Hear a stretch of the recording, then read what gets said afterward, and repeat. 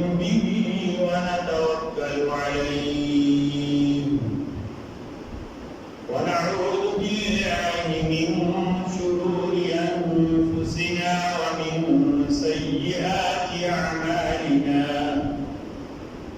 من يهده الله فلا مضل له ومن يضلل فلا هادي له ونشهد أن لا إله إلا الله وحده لا شريك له في الخلق والأمر ونشهد أن سيدنا وسندنا وحبيبنا وقائدنا ومولانا محمدا عبده ورسوله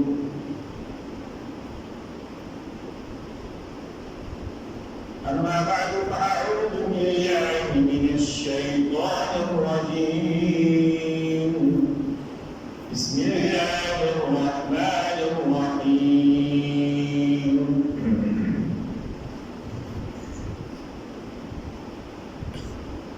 محمد رسول الله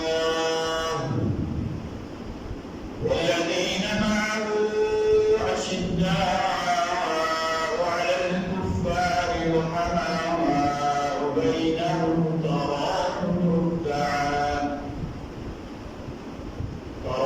ركعا سجدا يبتغون فضلا من الله ورضوانا سيماهم في وجوههم من أثر السجود ذلك مثلهم في التوراة ومثلهم في الإنجيل كزرع أخرج شطأه فآزره فاستغلظ فاستوى على سوقه يعجب الزراع ليغيظ بهم الكفار وعد الله الذين آمنوا وعملوا الصالحات منهم مغفرة وأجرا عظيما رب اشرح لي صدري ويسر لي أمري واحلل عقدة من لساني يفقهوا قولي رب اشرح لي صدري ويسر لي أمري واحلل عقدة من لساني يفقهوا قولي رب اشرح لي صدري ويسر لي أمري واحلل عقدة من لساني يفقهوا قولي سبحانك لا علم لنا إلا ما علمتنا إنك أنت العليم الحكيم اللهم صل على محمد وعلى آل محمد كما صليت على إبراهيم وعلى آل إبراهيم في العالمين إنك حميد مجيد اللهم بارك على محمد وعلى آل محمد كما باركت على إبراهيم وعلى آل إبراهيم في العالمين إنك حميد مجيد. ستائس محرم الحرام 1441 हिजरत नबवी सल्लल्लाहु अलैहि वसल्लम और 27 सितंबर 2019 ईस्वी जुमा का इंतहाई मुबारक बाबरकत पाकीज़ा और मुक़द्दस दिन में हम खिलाफत राशिदा और खुलाफा राशिदीन अल-महदीयीन की सीरत पिछले कई दिनों से बयान कर रहे हैं। दरम्यान में हस्ब हाल या हस्ब मौका کچھ جمعات میں دیگر موضوعات بیان کیے گئے ہیں، جیسے رمضان میں یا پھر عید الاضحیٰ کے موقع پر۔ اس کے علاوہ ہم مسلسل یہی موضوع بیان کر رہے ہیں، اور اس کا مقصد یہ ہے کہ سارے مسلمانوں کو، خصوصاً نئی نسل کو، خلافت راشدہ اور خلفاء راشدین المہدیین ابو بکر، عمر، عثمان، علی، حسن اور خصوصاً بالخصوص امیر المؤمنین سیدنا معاویہ بن ابی سفیان، آپ کی سیرت، آپ کی حکومت، آپ کا اسلام اور مومنوں کا خیر ہونا، یہ سارے کا سارا بتایا جائے، اور بتایا جائے کہ آج بھی اگر ہم کسی لحاظ سے ترقی چاہتے ہیں تو خلفاء راشدین اور مہدیین کو رول ماڈل بنا کر ان کے جو اصلاحات اور نافذ کر کے اپنی ضرورت کے مطابق، اپنے ملکی اور معروضی حالات کے مطابق ان جیسا نظام نافذ کر کے ہم کامیابی سے ہمکنار ہو سکتے ہیں۔ اور دوسرا کہ صحابہ دشمن اور مخالفین کے پروپیگنڈے کا اثر ضائع کیا جائے کہ نعوذ باللہ شاید کہ نبی کریم صلی اللہ علیہ وسلم کی دنیا سے جانے کے بعد صحابہ کرام آپس میں بعض تنازعات میں پڑ گئے تھے، ان کا آپس میں محبت یا پیار قائم نہیں رہا تھا۔ اس کے میں آپ کو بتایا تھا کہ نعوذ باللہ اگر ہم یہ سوچیں گے ہم بلا واسطہ طور پر نبی کریم صلی اللہ علیہ وسلم کی کسی نہ کسی تحقیق میں احادت کے مرتکب ہوں گے،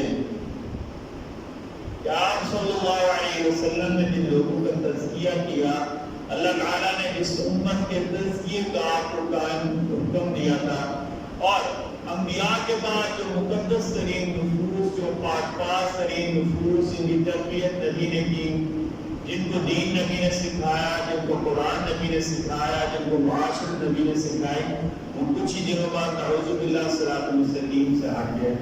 یہ صحابہ کے دشمنوں کا، بلکہ نبی کے دشمنوں کا، اسلام کے دشمنوں کا پروپیگنڈا ہے۔ انشاءاللہ بإذن اللہ تعالیٰ جب ہم خلفاء راشدین کی سیرت سنیں گے، خلفاء راشدین کی سیرت بیان کریں گے، خلفاء راشدین کی سیرت پڑھیں گے، تو ہمارے اوپر سے یہ لفظ کا جو اثر ہے یہ ختم ہو جائے گا، تو تشیع ہمارے اوپر چھایا ہوا ہے یہ ختم ہو جائے گا۔ اسی سلسلہ میں ہم پچھلے 4 جمعوں سے، آج ہمارا 5واں جمعہ ہے، ہم امیر المؤمنین خلیفۃ المسلمین، ہمارے سروں کے تاج، تلوار کے بادشاہ، علم کے بہار، علم کے دروازے اور قضاء کے گر کو سمجھنے والے سیدنا علی بن ابی طالب رضی اللہ عنہ وارضاہ کی سیرت بیان کر رہے ہیں۔ پچھلے جمعہ میں بیان کیا تھا کہ سیدنا علی کتنے بہادر تھے، صحابہ جو نبی کے ساتھ بہادر تھے، اور میں سیدنا علی کے امتیازی شان تھی کہ کیسے جنگ احد میں نبی کریم صلی اللہ علیہ وسلم کا دفاع دیگر صحابہ کرام کے ساتھ مل کر کیا، اور کیسے غزوہ احزاب کے موقع پر عامر بن عبد ود کو واصل جہنم کیا۔ خیبر کے موقع پر نبی صلی اللہ علیہ وسلم نے فرمایا کہ 9 قلعے دیگر صحابہ کرام نے فتح کیے، اور یہودیوں کا سب سے مضبوط قلعہ قبرص، اس کے لیے کل میں نے ایسے شخص کو جھنڈا دوں گا جو اللہ اس کے رسول کے ساتھ محبت کرتا ہے اور اللہ اس کے رسول اس کے ساتھ محبت کرتے ہیں۔ دوسرے صحابہ کرام کو خواہش جھنڈا ہمیں میرے آپ صلی اللہ علیہ وسلم نے سیدنا علی کو بلوایا۔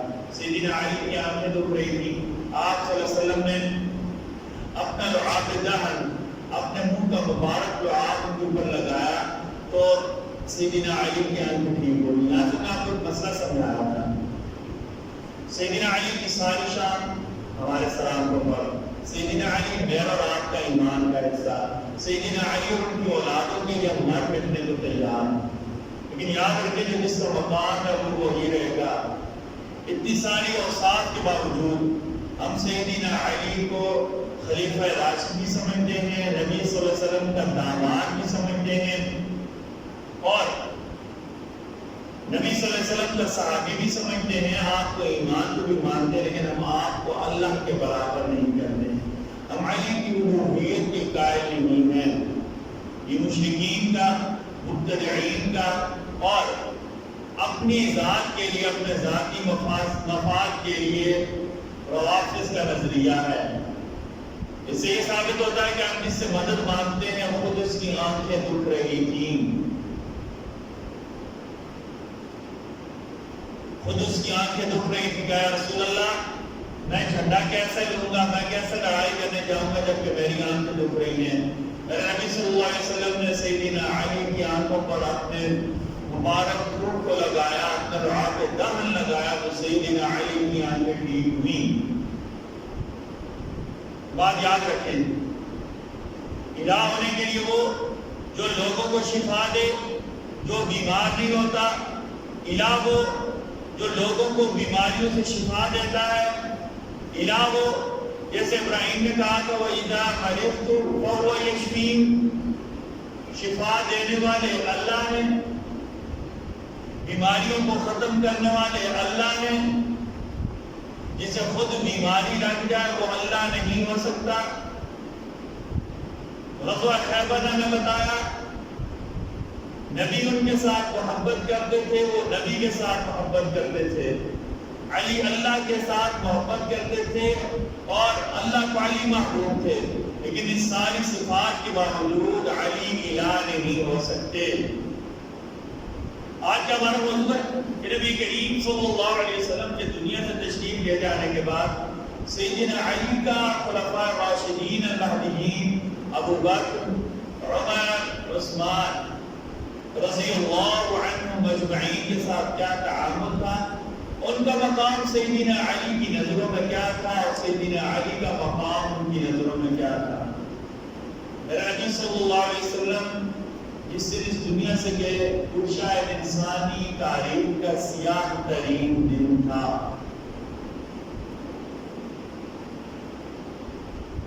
جس نے ستاروں سے بھی روشنی چھین لی ہوگی،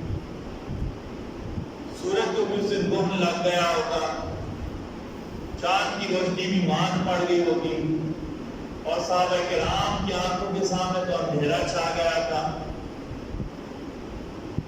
امت کے اوپر ایسا وقت آن پڑا کہ امت کی عقل سلب ہو گئی، امت کی ماننے کو تیار ہی نہیں تھی کہ میرے نبی صلی اللہ علیہ وسلم اس کائنات سے تشریف لے جا چکے ہیں، اپنے اللہ کے پاس چلے گئے ہیں۔ عمر نے تلوار نکال لی کہ اگر کسی نے یہ کہا کہ محمد صلی اللہ علیہ وسلم فوت ہو گئے، محمد کو موت آ گئی تو عمر اس کی گردن اڑا دے گا۔ ایک صحابی آئے، دور جنگلوں میں چلے گئے کہ جن کے لیے ہمیں اللہ نے آنکھیں دی تھی جن کو دیکھنے کے لیے، وہی جب دنیا میں نہیں رہے تھے آنکھوں کا ہم کیا کریں گے؟ صحابہ کرام کہتے ہیں روشن دن ہمارے لیے اندھیرا ہو گیا، سورج کی روشنی ماند پڑ گئی، ہمیں کچھ سجائی نہ دیتا تھا۔ ایسے موقع پر ایک شخصیت اٹھتی ہے، زخموں سے چور چور صحابہ کرام، غم کے پہاڑ تلے دبے صحابہ کرام، ایک شخصیت اٹھتی ہے، ایسی تسلی دیتی ہے کہ جیسے زخموں پر کسی نے مرہم رکھ دی، غم کے پہاڑ تلے دبی امت کو سہارا دینے کے لیے ایک شخصیت اٹھتی ہے۔ نبی صلی اللہ علیہ وسلم کے جسم اطہر کے پاس جا کر نبی صلی اللہ علیہ وسلم کی مبارک پیشانی کو بوسہ دیا، کہا زندگی میں بھی آپ پاک، دنیا سے جانے کے بعد بھی آپ پاک، میرے ماں باپ پاک اور قربان ہوں۔ یاد سمجھے ہمارے علماء نے لکھا ہے کوئی فوت ہو جائے تو اس کی میت کو آپ بوسہ دے سکتے ہیں، اس کی پیشانی کو آپ چوم سکتے ہیں۔ یہ شخصیت تھی ابو بکر۔ ابو بکر واپس آئے، عمر تلوار لے کر کھڑے ہیں، کہا عمر بیٹھ جاؤ، کہا وما محمد الا رسول قد خلت من قبله الرسل افإن مات او قتل انقلبتم على اعقابكم ومن ينقلب على عقبيه فلن يضر الله شيئا وسيجزي الله الشاكرين۔ صحابہ کرام کہتے ہیں کئی مرتبہ یہ آیت پڑھی تھی لیکن اس کا مطلب ہمیں اس دن سمجھ آیا دل کو تسلی ہو گئی، حقیقت کو مان لیا، دل کو تسلی ہو گئی، حقیقت کو مان لیا۔ اب مسئلہ یہ تھا کہ نبی کریم صلی اللہ علیہ وسلم کے بعد امام کسے بنایا جائے، نبی کریم صلی اللہ علیہ وسلم کے بعد خلیفہ کسے بنایا جائے، نبی کریم صلی اللہ علیہ وسلم کے بعد مسلمانوں کا پیشوا رہنما کسے بنایا جائے۔ اس کا جواب سیدنا علی نے ہمیں کو دیا۔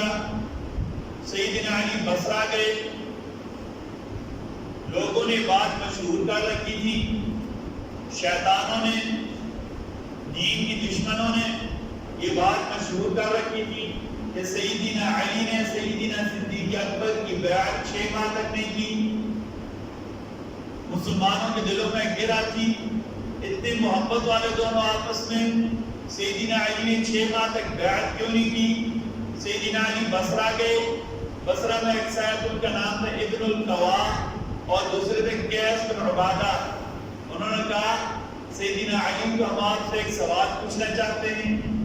یہ شرارت آج تک قائم ہے، کچھ شیطان آج بھی یہ کہتے ہیں کہ سیدنا علی نے بیعت نہیں کی۔ سنیں، سیدنا علی بصرہ گئے، ابن القوا قیس بن عبادہ نے بیعت کے متعلق پوچھا کہ ہم نے سنا ہے کہ رسول اللہ صلی اللہ علیہ وسلم آپ کو خلیفہ بنانا چاہتے تھے، لیکن نعوذ باللہ من ذالک ابو بکر خلیفہ بن گئے۔ سیدنا علی نے کہا اگر میرے پاس نبی کریم صلی اللہ علیہ وسلم کو عہد نامہ ہوتا، میرے نبی صلی اللہ علیہ وسلم نے اگر مجھے لکھ کر دیا ہوتا، میرے نبی کے کوئی عہد میرے ساتھ ہوتا کہ نبی صلی اللہ علیہ وسلم کے فوراً بعد علی خلیفہ بنیں گے۔ بات سن لیں، جو پروپیگنڈا کیا جاتا ہے کہ علی خلیفہ بلا فاصلہ ہے، یہ غلط ہے۔ بلا فاصل کا مطلب ہوتا ہے بغیر کسی فاصلے کے۔ ہم کہتے ہیں خلیفہ بلا فاصل سیدنا صدیق اکبر ہیں، نبی کے فوراً بعد سیدنا صدیق اکبر خلیفہ بنے۔ علی کے درمیان 3 خلفاء کا فاصلہ آیا، علی 4تھے نمبر پر خلیفہ بنے۔ پوچھا گیا ابو الحسن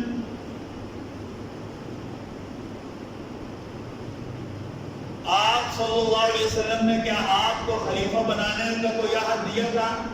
کہا اگر میرے پاس نبی کریم صلی اللہ علیہ وسلم کا کوئی عہد ہوتا تو میں بنو تمیم یعنی سیدنا صدیق اکبر کو اور عمر فاروق کو منبر پر نہ بیٹھنے دیتا۔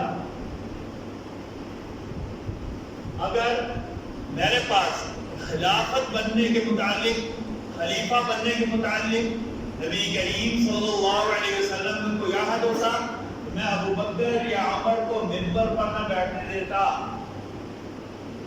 میں ان کے خلاف لڑتا، حتیٰ کہ میرے جسم پر ایک چادر کیوں نہ رہ جاتی، یعنی میں اپنا حق لینے کے لیے لڑتا، اگر میرا سب کچھ بھی تباہ ہو جاتا تب بھی میں لڑتا۔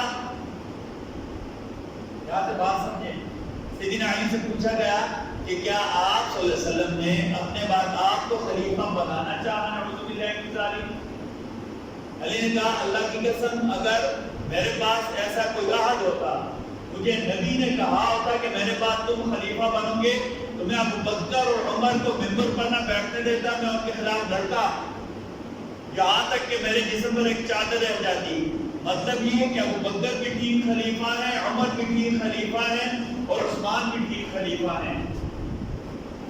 علی کی منشا اور رضا بھی یہی تھی کہ پہلے ابو بکر ہیں، پھر عمر ہے، پھر عثمان ہے۔ پھر کہا لیکن نبی کریم صلی اللہ علیہ وسلم اچانک فوت نہیں ہوئے، یعنی بات یہاں دل میں آ جاتی ہے نا کہ آپ تم اچانک فوت ہو گئے، کسی کو خلیفہ نہیں بنایا، علی کو خلیفہ بنانا چاہتے تھے۔ سیدنا علی نے کہا لیکن سنو، آپ صلی اللہ علیہ وسلم اچانک فوت نہیں ہوئے، آپ فوت ہونے سے پہلے کئی دن بیمار رہے، مؤذن آپ کے پاس آتا، آپ مؤذن کو اذان دینے کا حکم دیتے، سیدنا بلال آ کر نبی کریم صلی اللہ علیہ وسلم سے بیماری کی حالت میں رخصت لیتے، یا رسول اللہ اجازت ہو تو اذان دے دوں۔ آپ صلی اللہ علیہ وسلم اجازت دیتے، بلال اذان دیتے، پھر آپ نے فرمایا نماز کا وقت ہوتا، آپ صلی اللہ علیہ وسلم ابو بکر کو امامت کے لیے مأمور فرماتے، مطلب یہ میں موجود ہوتا، میں پاس ہوتا، لیکن نبی کریم صلی اللہ علیہ وسلم بیماری کے دنوں میں ابو بکر کو فرماتے مروا ابا بکر فلیصلی بالناس، ابو بکر آگے ہو، لوگوں کو نماز پڑھاؤ۔ سیدنا صدیق اکبر نے نبی صلی اللہ علیہ وسلم کی زندگی میں 17 نمازیں، کتنی نمازیں؟ 3.5 دن 17 نمازیں آپ صلی اللہ علیہ وسلم کی موجودگی میں صحابہ کرام کو پڑھائیں، اور پیچھے علی بھی کھڑے ہوتے تھے، عثمان بھی کھڑے ہوتے تھے، اور عمر بھی کھڑے ہوتے تھے۔ نبی صلی اللہ علیہ وسلم ابو بکر کے ساتھ ایسے ہوتے، آپ صلی اللہ علیہ وسلم بیٹھے ہوتے۔ سیدنا علی فرماتے ہیں کہ آپ صلی اللہ علیہ وسلم ابو بکر کو نماز کے لیے مقرر فرماتے، پھر جائزہ لیتے۔ ابو بکر بڑے رقیق القلب، ابو بکر سے نبی کی بیماری برداشت نہ ہوتی، ظاہر ابو بکر سے زیادہ نبی سے پیار کرنے والا کوئی نہیں تھا، ابو بکر سے نبی کی بیماری برداشت نہ ہوتی، ابو بکر روتے۔ عائشہ نے کہا یا رسول اللہ میرے والد نرم دل ہیں، ان کی جگہ آپ کسی اور کو نماز کے لیے مقرر کرتے ہیں۔ نبی صلی اللہ علیہ وسلم نے ناراضگی کا اظہار فرمایا، کہا تمہاری مثال ان عورتوں کی تھی جو یوسف کے ساتھ ہیلا کر رہی تھی، یعنی آپ کی بات مجھے ناگوار گزری ہے، آپ کی بات مجھے اچھی نہیں لگی، میں ابو بکر کے علاوہ کسی اور کو اپنی زندگی میں امام نہیں بنا سکتا۔ یہ کون فرما رہا ہے؟ علی فرما رہا ہے۔ نبی صلی اللہ علیہ وسلم مؤذن اذان کی اجازت دیتے، نماز کا وقت ہوتا، ابو بکر کو امامت کے لیے مقرر فرماتے۔ ایک مرتبہ سیدہ عائشہ رضی اللہ عنہا نے کہا کسی اور کو امامت کے لیے مقرر کریں، ابو بکر انتہائی رقیق القلب ہیں، آپ نے ناراضگی کا اظہار فرمایا۔ پھر علی نے کہا جب آپ صلی اللہ علیہ وسلم کی وفات ہو گئی، ہم سب نے مل کر میں نے، عمر نے، عثمان نے اور 1 لاکھ سے زیادہ صحابہ کرام نے مل کر ایسے شخص کو اپنی قیادت کے لیے منتخب کیا جسے نبی نے ہمارے دین کے لیے منتخب کیا تھا۔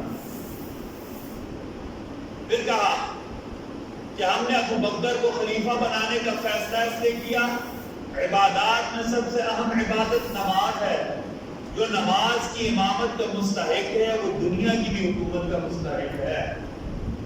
اعمال میں سب سے بڑا عمل نماز ہے، جو نماز کی امامت کا مستحق ہے وہی دنیا کی حکومت کا بھی مستحق ہے۔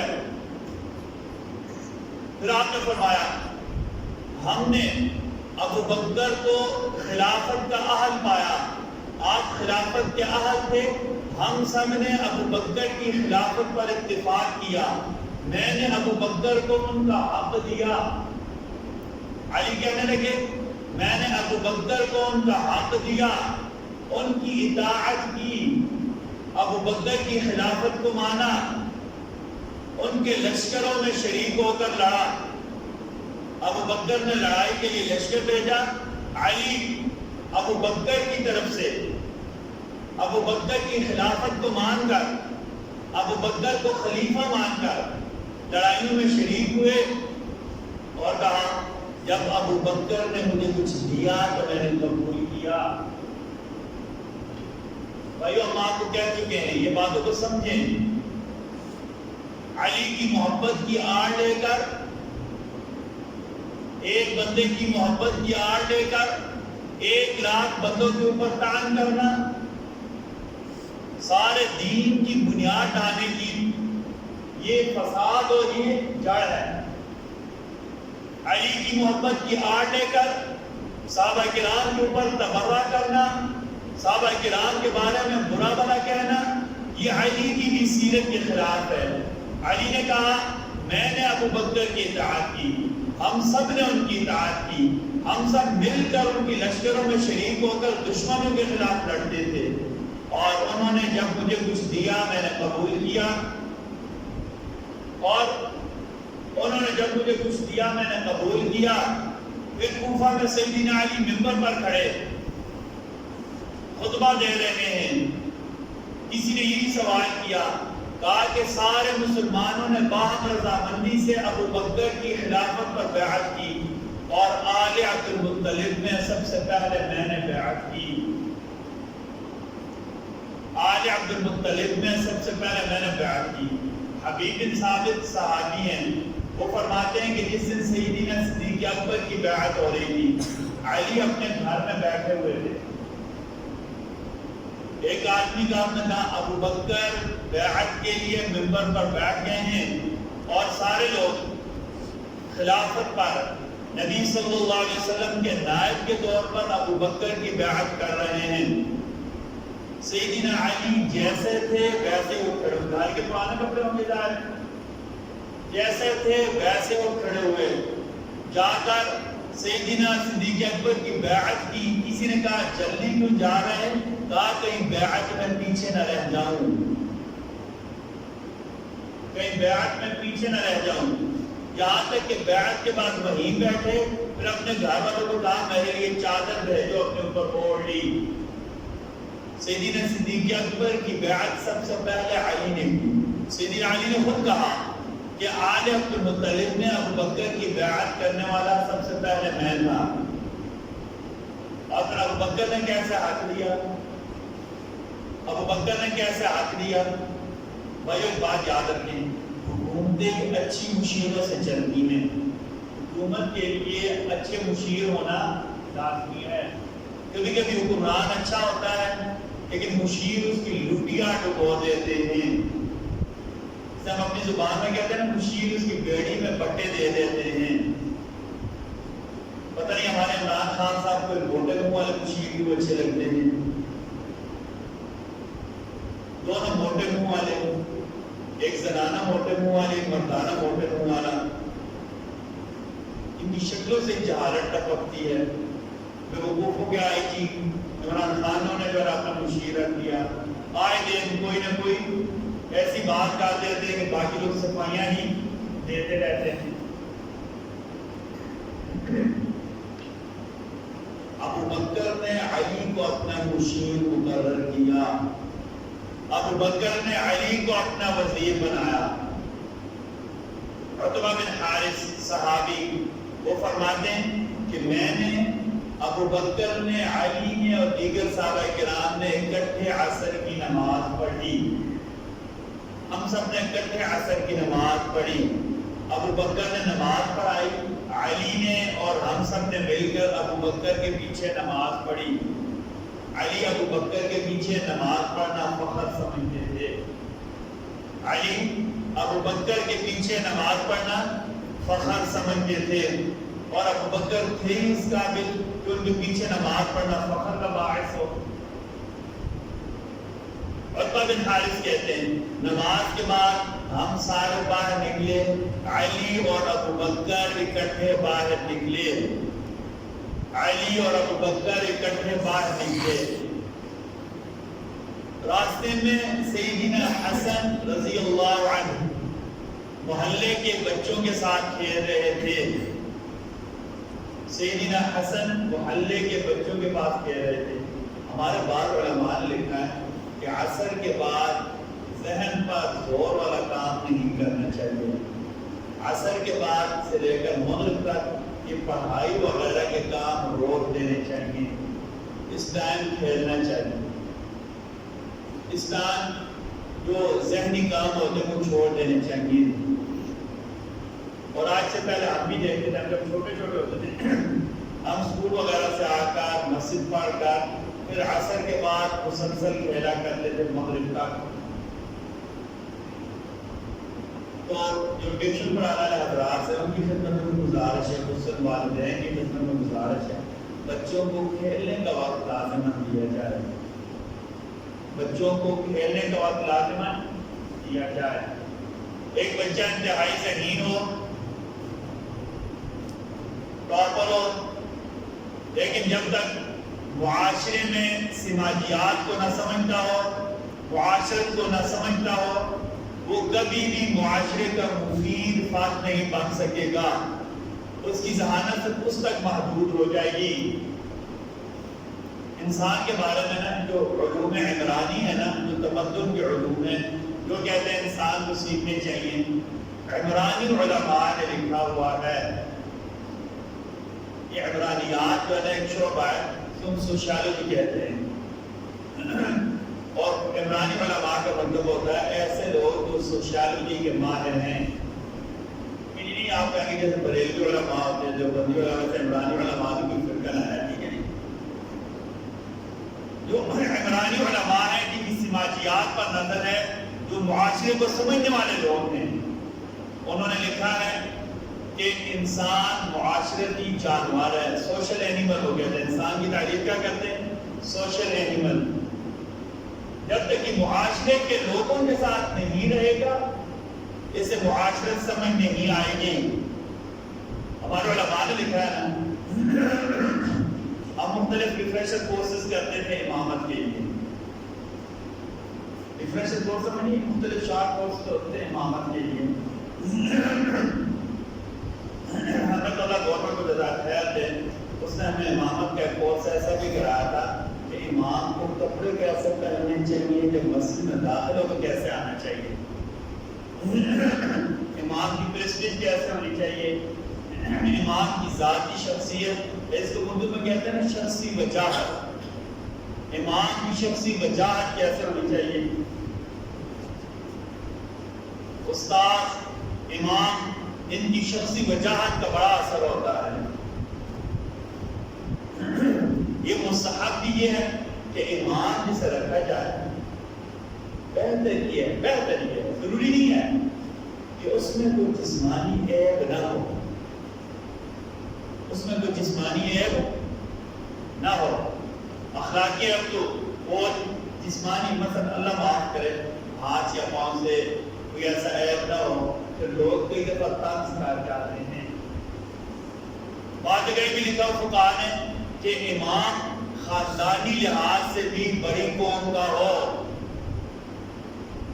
یہ ضروری اور لازمی نہیں ہے، ورنہ شریعت میں تقوی کا معیار تقوی ہے معیار، لیکن معاشرتی اصولوں کی وجہ سے امامت کے لیے ایک معیار یہ بھی ہے کہ امام ذاتی طور پر بڑے خاندان سے تعلق رکھتا ہو، نجیب ہو، اچھے خاندان کا ہو، اچھے خاندان کا ہو۔ اس کی بہت سارے وجوہات ہیں، وہ آپ میں سے بھی اکثر کو پتا ہے۔ تو ہم کہتے ہیں امام پڑھنے والا ہونا چاہیے، وہ تب ہی ہوگا جب کسی اچھے خاندان سے تعلق رکھتا ہو۔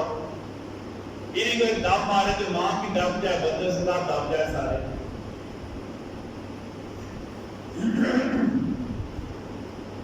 تو امامت کی شرائط نہیں شرمی سن لیں، ٹھیک ہے جی۔ اور یہ بھی لکھا ہوا ہے کہ امام ویسے جو مرضی، لیکن بہتر یہ کہ امام پھر چہرے کے لحاظ سے بھی خوبصورت ہو، بہتر یہ ہے۔ امامت بڑا مرتبہ ہے نا، امامت اتنے لوگوں کو نماز پڑھانا، اتنے لوگوں کو لیڈ کرنا، امام لیڈر کو کہتے ہیں، ٹھیک ہے۔ لیڈر ایسا نہ ہو کہ پہلی دب سے دب جائے۔ امام اور لیڈر کی جو کوالٹیز ہیں نا، ان میں یہ بھی ہے کہ امام اور لیڈر شخصی وجاہت والے ہوں، امام اور لیڈر شخصی وجاہت والے ہوں۔ اب اپنی بات پر دوبارہ آتے ہیں۔ عتبہ بن الحارث کہتے ہیں میں نے، علی نے اور دیگر صحابہ کرام نے ابو بکر کے ساتھ نماز پڑھی،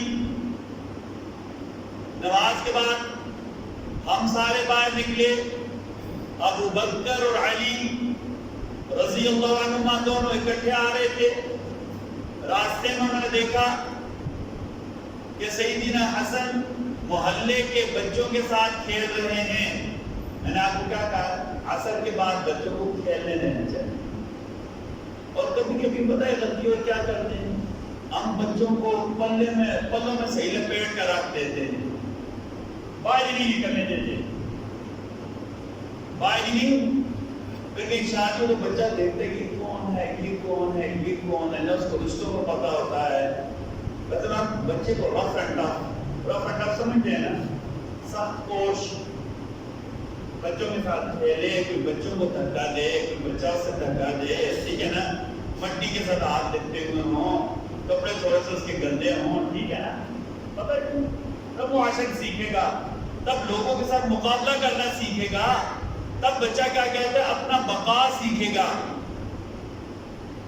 اب بچہ گھر میں بیٹھا ہو، اس کو ہم باہر ہی نہیں نکلنے دیں، مانتے معاشرہ بڑا خراب ہے، بچوں کو بچہ کا بیلنس کرے نا، اس کے بعد بچوں کو باہر نکلنے دیں، چیک کرے نا بچوں کو۔ ہم یہ نہیں کہتے شتر ہے بے محاق، ایسا ہوں جس کی رسی نہیں ہوتی، چھوٹے جتنے مرضی جاتا رہے، چیک کریں۔ وہ کہتے ہیں نا کہ بچوں کو کھانے کے لیے سونے کا نوازہ دیں اور شیر کی طرف کے اوپر نظر رکھیں، لیکن بچوں کو بچوں کے ساتھ کھیلنے دیں، مٹی میں ہاتھ مارنے دیں، گراؤنڈ میں جا کر کرکٹ کھیلنے دیں، فٹ بال کھیلنے دیں، کہیں اب دوستوں کے ساتھ جانا ہو، اگر اس کے دوست اچھے ہو تو اس کو آؤٹنگ بھی کرنے دیں۔ بچوں کی فطرت کو مسخ نہیں کریں۔ میں آپ کو سچی بات بتاؤں، کبھی کبھی مسجد میں آتے لوگ ہم سے بھی یہ کہتے ہیں، میں نے اپنے سارے نمازیوں کو کہا ہوا، کوئی بچہ شرارت کرے تو آپ نے اسے کچھ نہیں کہنا، پتہ کیوں نہیں کہنا؟ اس کی بہت ساری، آپ گھر میں ہوتے ہیں نا، والد موجود ہونا، بڑا بھائی بچوں کو مارے ہوئے اس طرح کا، تو والد کو بھی غصہ آتا ہے اور گھر کا نظام کیا ہو جاتا ہے، خراب ہو جاتا ہے۔ والد کی موجودگی میں والد کیوں سربراہ، مسئلہ کیوں کہ میں سربراہ ہوں، مجھے آپ نے ذمہ داری سونپی ہوئی ہے، تو کوئی معاملہ ہو بجائے آپ بچوں کو ڈانٹنے کے اور میرے پاس نہیں ہے، اور الحمدللہ آپ بچوں کو کچھ نہیں کہتے۔ اب سچی بات ہوتا ہے، ٹھیک آپ صلی اللہ علیہ وسلم کے زمانے میں آپ صلی اللہ علیہ وسلم کہتے ہیں کبھی کہ میں اس کی نماز مختصر کر دیتا ہوں، مجھے صف میں بچوں کے رونے کی آواز آتی ہے، مجھے صف میں بچوں کے رونے کی آواز آتی ہے، مطلب اتنے چھوٹے بچے آ جاتے ہیں۔ آمدی سے سچی بات ہے کہ نا، یہاں تو نہیں سوچے، گھر جا کر تسلی سے بیٹھے، جب میری عمر تھی 8 9 10 سال، میں کتنی شرارتیں کیا کرتا تھا، ٹھیک ہے، اور آپ کتنی شرارتیں کیا کرتے تھے۔ ابھی جو بچے بیچارے کوٹھے کے نہیں اترا سکتے، ہم تو ایک کوٹھے پر چڑھتے ہیں، محلے کا آپ نے کوٹھے سے جا کر اترتے ہیں۔ ہائی اسکول گراؤنڈ میں ٹالیاں لگی ہوتی تھی، ٹال سمجھتے ہیں نا، ٹالیاں لگی ہوتی تھی، 5 ٹالیاں کی ہاتھ میں 2 دودھ بھی سمجھتے ہیں، تو ہم الحمدللہ ایک ٹالی کے اوپر چڑھ اور آخری دودھ کے اوپر جا کر اترتے ہوتے تھے۔ ہائی اسکول کے جو گراؤنڈ ہے نا، اس کے سامنے آم کا ایک درخت لگا ہوا تھا، یہ جو پرانا گیٹ ہے نا اسکول کا درمیان میں، باغ کے بالکل سامنے آم لگا ہوا تھا، نیچے باڑیاں ہوتی تھی، کھیت ہوتے تو باڑیاں تھی کہ وہ آسانی سمجھ آ جاتی، ٹھیک ہے جی۔ تو وہ جب اس طرح آم لگتے تھے نا، تو اللہ کے فضل سے وہ آم اکثر ہمارے حصے میں آتے تھے، آم اکثر ہمارے حصے میں۔ ہائی اسکول میں جو بورڈ لگی ہوئی ہے نا، اس کے سامنے 6ٹھی کلاس کا کمرہ تھا، یہ 6ٹھی کلاس ہوتی ہے سر سامنے، اس کے سامنے بالکل ایک آم کا درخت لگا ہوا تھا، آم ابھی کاٹ دیا شاید، آم کا درخت لگا ہوا تھا، ہائی اسکول میں کھجوریں لگی ہوئی تھی۔ آپ کو بچپن کی باتیں بتاتا ہوں، تو ہم یہ کھجوریں بھی توڑا کرتے تھے، ہم ہائی اسکول میں مالٹے لگے تھے بھی توڑا کرتے تھے، ہم کیا کہتے ہیں ہائی اسکول کے آم بھی توڑا، اس پر شکایتیں بھی آتے تھے، گھر والے مارتے بھی ہوتے تھے، پتہ ہے بچوں کو فطرت کے مطابق ہے۔ ابھی الحمدللہ پورا توڑا میں پہچانتا ہے، آپ کسی سے پوچھ لیں، آپ عثمان صاحب ہمارے ساتھ کرکٹ کھیلتے رہے، آپ عثمان صاحب ہمارے ساتھ فٹ بال کھیلتے رہے، بچپن میں اکٹھے جو ہے چھپن چھوٹ کھیلا کرتے تھے۔ بھائی اگر میں گھر میں میرے والد صاحب مجھے گھسایا ہے کہ مجھے کوئی بھی نہ پہچانے، کہتے ہیں کدھر سے اتر آ رہا ہے، آسمان سے آ گیا یا زمین کے نیچے سے اتر آیا ہے۔ معاشرے کی زندگی کے لیے یہ لازمی ہوتا ہے، ٹھیک ہے۔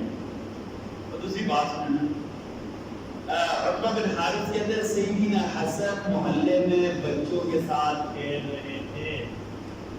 بھائی نعوذ باللہ میرے اور آپ کے بچے سیدنا حسن سے افضل ہیں. بھائی سیدنا حسن عصر کے بعد چھوٹے سے بچے تھے, 5 یا 6 سال عمر تھی, محلے میں بچوں کے ساتھ کھیل رہے تھے. ابو بکر نے انہیں اٹھا لیا, کندھوں پر بٹھا لیا. حسن اور حسین اسی قابل تھے کندھوں پر بٹھایا ہے. حسن اور حسین اسی قابل تھے کہ انہیں کندھوں پر. اب ابو بکر جو نبی کے مصلی کے وارث بنے, ابو بکر نے حسن کو کندھے پر بٹھا لیا اور کہا بِأَبِي شَبِيهٌ بِالنَّبِيِّ لَيْسَ شِبْهًا لِعَلِيٍّ, میرے ماں باپ حسن پر قربان, میرے ماں باپ حسن پر قربان.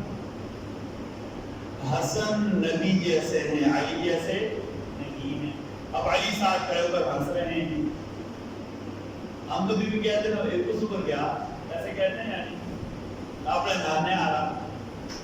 ہاں والد بھی ساتھ کھڑا ہو کر ہنستا ہے کہ میرے بچوں کے ساتھ اتنی محبت. علی ساتھ کھڑے ہو کر ہنس رہے تھے. ابو بکر کہہ رہے تھے کہ میرے ماں باپ حسن پر قربان, حسن تو میرے نبی جیسے ہیں, علی جیسے نہیں ہیں. اچھا سیدنا علی ابو بکر کے اوپر جتنا اعتماد کرتے تھے. اسماء بنت عمیس سیدنا علی کی سگی بھابی تھی, آپ کے بڑے بھائی حضرت جعفر طیار کی بیوی تھی. جعفر طیار شہید ہو گئے, اسماء بنت عمیس بیوہ ہو گئی. اب علی ان کے سربراہ بنے. جب ان کی عدت گزر گئی, علی نے اپنی بیوہ بھابی کا نکاح ابو بکر کے ساتھ کر دیا. علی نے اپنی بیوہ بھابی کا نکاح کس کے ساتھ کیا؟ ان سے ایک بیٹے پیدا ہوئے, ان کا نام تھا محمد بن ابی بکر. کیا نام تھا؟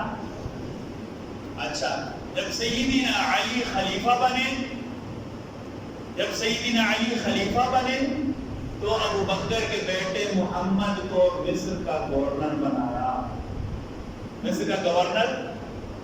ابو بکر کا یہ میرے بھائی کی نشانی ہے, یعنی میرے بھائی ابو بکر کی نشانی ہے. بھائیو علی ابو بکر کو بھائی سمجھتے تھے اور ابو بکر بھی علی کو بھائی.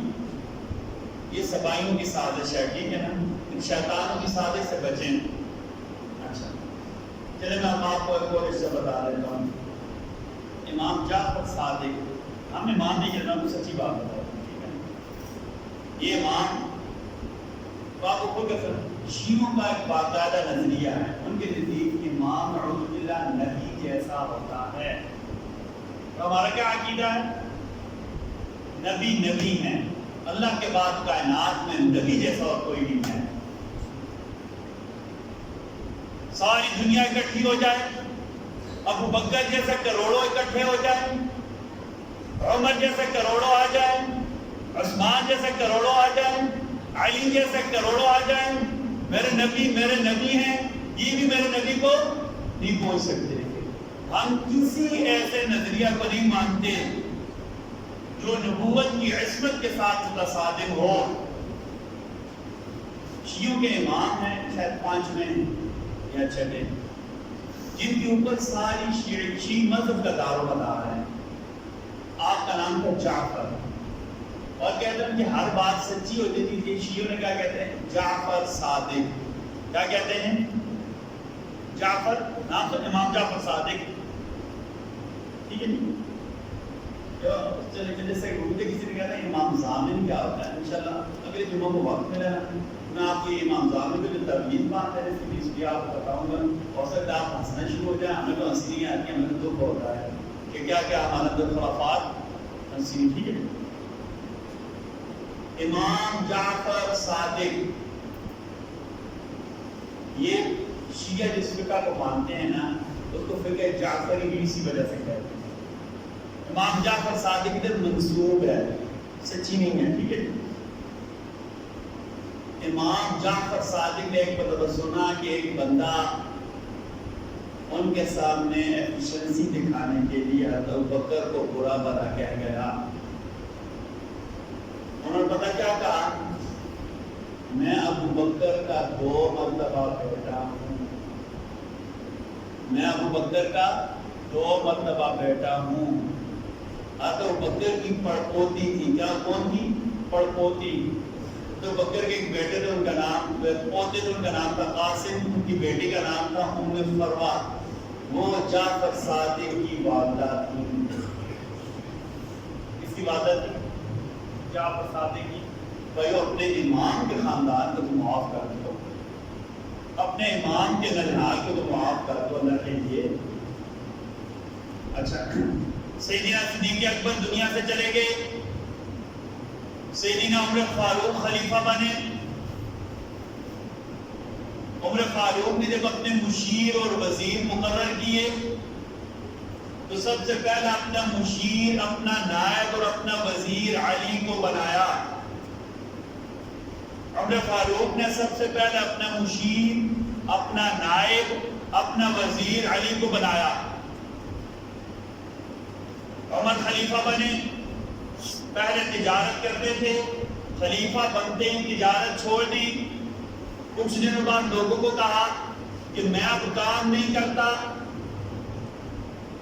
میں اب کام، ہمارے علماء نے لکھا ہوا ہے کہ جو حکومت کا سربراہ بن جائے اسے کاروبار چھوڑ دینا چاہیے تاکہ حکومتی اثر رسوخ کی وجہ سے کئی دوسروں کا ہاتھ نہ مارا جائے۔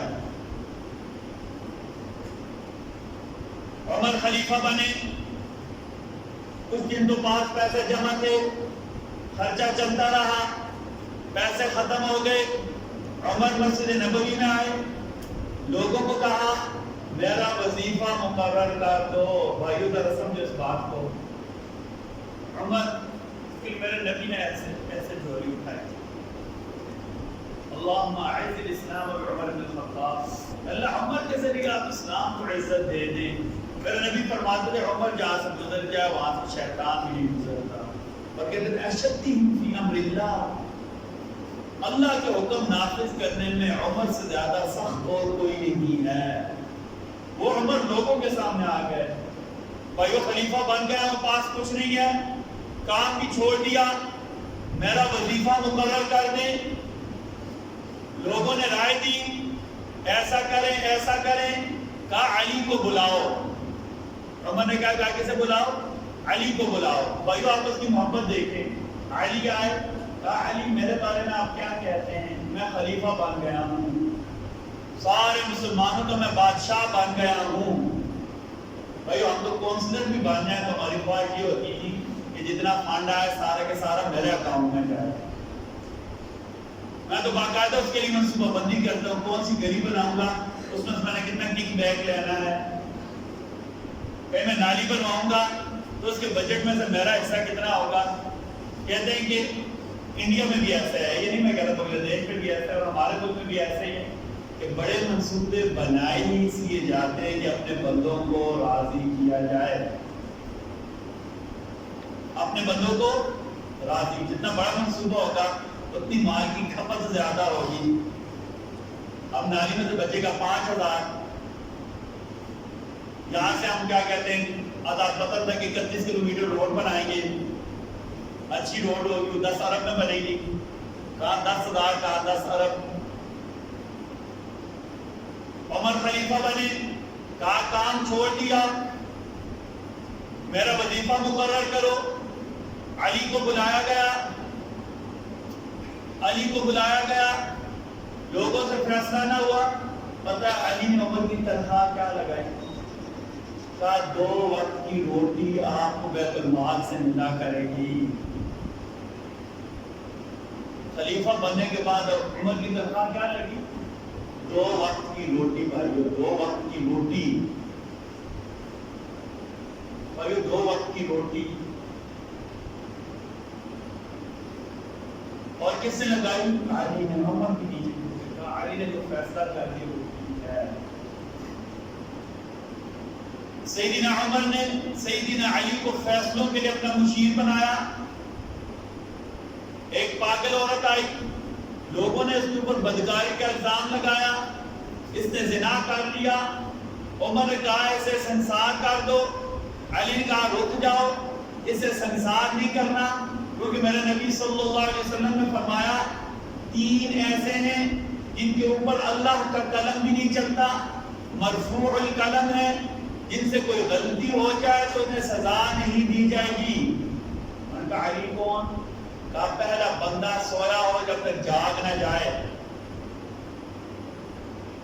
نیند کی حالت میں بات اٹھ جائے، کوئی کام ہوگا تو اس کو سزا نہیں دی جائے گی، کوئی چیز توڑی تو اٹھے گا تلافی کی جائے گی لیکن سزا نہیں دی جائے گی۔ کہا دوسرا بچہ جب تک بالغ نہ ہو جائے، اور کہا تیسرے مجنون لوگ، پاگل لوگ ان کے اوپر اللہ کا قلم نہیں چلتا، مطلب ہے کہ شریعت نے جو سزائیں مقرر کی ہیں انہیں نہیں دی۔ ہم تو پاگلوں کو کہتے ہیں کون سے ہوئے ہیں، شریعت کیا کہتی ہے؟ ان کا خیال رکھو، بیچارے مجبور لوگ ہیں۔ عمر نے کہا اگر علی نہ ہوتے تو ہم ہلاک ہو جاتے، علی نہ ہوتے تو عمر سے غلط فیصلہ ہو جاتا۔ عمر سفر کے لیے جاتے، اپنی جگہ اپنا نائب علی کو بنا کر جاتے۔ عمر نے 3 سفر کیے، تینوں میں اپنا نائب علی کو بنایا۔ پہلی مرتبہ جنگ قادسیہ میں ایرانی سرا نامی جگہ پر جمع ہو گئے، عمر نے خود قیادت کی، فوج لے کر گئے۔ لوگوں نے کہا پیچھے مدینہ میں اپنی جگہ نائب کس کو بنائیں گے؟ کہا میری جگہ علی نائب بنیں گے۔ بھائیو علی فخر سمجھتے تھے میں عمر کا نائب بنوں۔ دوسری مرتبہ بیت المقدس کے سفر کے بعد سب کو پتا ہے عمر علی کو اپنا نائب مدینہ منورہ میں بنا کر گئے۔ اور تیسری مرتبہ زندگی کے آخری سال میں عمر نے حج کیا 23 ہجری میں، مدینہ کی حکومت علی کو سونپ کر گئے۔ بھائی ہم اس لیے بتا رہے ہیں کہ علی خلفاء راشدین کے ساتھ کتنی محبت کرتے تھے اور ان کا آپس میں کتنا اعتماد تھا۔ سیدنا علی کے پاس ایک چادر تھی نا، اسے بہت زیادہ اوڑا کرتے تھے، اکثر وہی چادر استعمال کیا کرتے تھے۔ ایک دفعہ کسی نے پوچھا کہ علی آپ اور نئی چادر کیوں نہیں لے لیتے، یہ چادر آپ بہت زیادہ استعمال کرتے ہیں۔ اب علی نے پتہ کیا جواب دیا، میں آپ اس کا ترجمہ بتاتا ہوں۔ کسی نے پوچھا یہ عدن کی بنی ہوئی چادر، عدنی چادر ہے، عدن یمن کا شہر ہے، یہ عدن کی چادر علی آپ زیادہ اوڑھتے ہیں، آپ کوئی نئی چادر کیوں نہیں لے لیتے؟ کیا آپ کو اس چادر سے بہت زیادہ محبت ہے؟ کیا آپ کو یہ چادر بہت زیادہ اچھی لگتی ہے؟ آپ یہ چادر بدلاتے کیوں نہیں؟ پتہ علی نے کیا کہا، یہ چادر میرے جگری دوست، یہ چادر میرے جگری دوست، میرے وفادار، میرے مخلص، میرے بھائی، 4 لفظ سمجھے بھائیو، یہ چادر میرے جگری دوست، میرے وفادار، میرے مخلص، میرے بھائی عمر بن خطاب نے دی ہے مجھے، اس لیے میں یہی چادر استعمال کروں گا۔ علی عمر کو کیا کہتے تھے؟ جگری دوست، مخلص، وفادار اور بھائی۔ اور ہم بھی یہی سمجھتے ہیں، سارے مسلمانوں کا یہ عقیدہ ہے کہ علی اور ابو بکر آپس میں بھائی تھے، علی اور عمر آپس میں بھائی تھے، ابو بکر علی کے ساتھ مخلص تھے، علی ابو بکر کے ساتھ مخلص تھے، ابو بکر علی کے وفادار تھے اور علی ابو بکر کے وفادار تھے، علی عمر کے دوست تھے، عمر علی کے دوست تھے، علی عمر کے وفادار تھے، عمر علی کے وفادار تھے، عمر علی کے ساتھ مخلص تھے، علی عمر کے ساتھ مخلص تھے، علی اور عمر آپس میں بھائی بھائی تھے۔ اب علی نے کہا عمر اللہ کے ساتھ مخلص تھے، اللہ نے ہمیشہ ان کے ساتھ خیر خواہی کی۔ اور پھر راوی کہتے ہیں اس کے بعد علی رونے لگے، ان کی ہچکیاں باندھی، عمر کو یاد کر کے علی رویا کرتے تھے۔ آخری بات، سیدنا علی اور سیدہ فاطمہ کی ایک بیٹی تھی، ان کا نام تھا ام کلثوم۔ کیا نام تھا؟ حسن اور حسین کی سگی بہن تھی۔ حسن اور سیدنا علی نے اپنی بیٹی کا نکاح عمر کے ساتھ، سیدنا علی نے اپنی بیٹی کا نکاح کس کے ساتھ کیا؟ عمر کے ساتھ یہ رشتوں کو سمجھے. سیدنا علی ہمیشہ خلفاء راشدین کے وفادار تھے, وہ ان کے ساتھ مخلص سے, ان کے ساتھ مخلص سے. انشاءاللہ باذن اللہ تعالیٰ زندگی رہی تو ہم اگلے جمعے کو حضرت علی کی قضا, حضرت علی کے جو قانونی فیصلے ہیں نا, یہ ہماری تاریخ میں اہم ترین موضوع ہے. حضرت علی کے قانونی فیصلے اور آج کی اصلاحات, جیسے سیدنا علی نے بازار کو ٹھیک کرنے کے لیے کیا کیا قوانین بنائے, اور آپ نے اجتہادات کیا کیے قانون کے فیصلے کو نظائر کہتے ہیں, نظائر کہتے ہیں, قانون کی مثالیں کہ سیدنا علی نے کیا کیا اجتہاد کیے مختلف امور کے بارے میں. انشاءاللہ باذن اللہ تعالیٰ اگلے جمعہ کو ہمارے موضوع ہوگا.